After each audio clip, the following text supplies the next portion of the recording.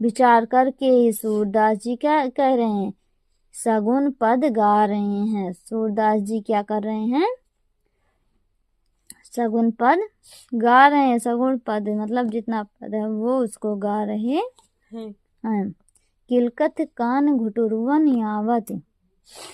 अब करें इसमें किसको, बाल श्री कृष्ण की लीला का वर्णन किया गया है। किसका वर्णन किया गया है, बाल श्री कृष्ण की लीला का वर्णन किया गया है। करें किलकत कान घुटुरवन यावत। किलकत मतलब किलकारी मारते हुए, कान मतलब कान्हा को, घुटुरवन आवत, घुटुरवन मतलब घुटनों के बल, आवत मतलब आ रहे हैं। कान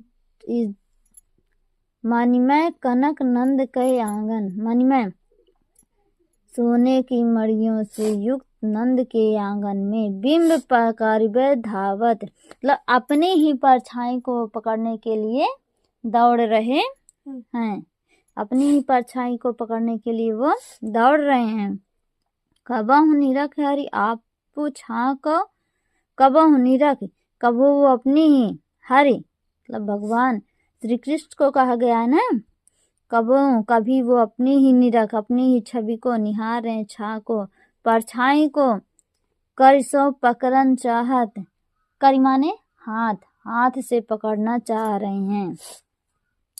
हाथों से अपने पकड़ना चाह रहे हैं, अपनी ही परछाई को वो अपने ही हाथों से पकड़ना चाह रहे हैं।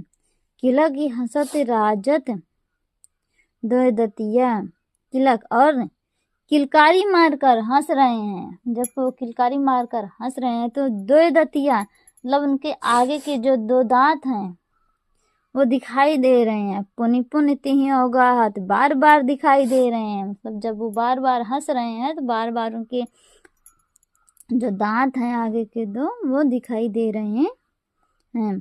कनक भूमि पर कर पग छाया, कनक भूमि ऐसा लग रहा है कि उनकी पग छाया से सौंदर्यमयी हो गई है। क्या यह उपमा एक राजत, इस प्रकार की उपमा ऐसे शोभा दे रही है कि जब उनकी परछाई जो है स्वर्ण रहित दिखाई दे रही है।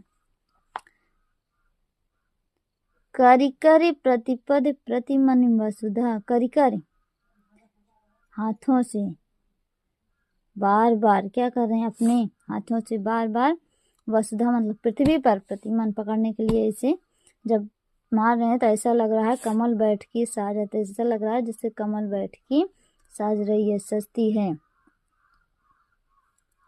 सुशोभित हो रही है।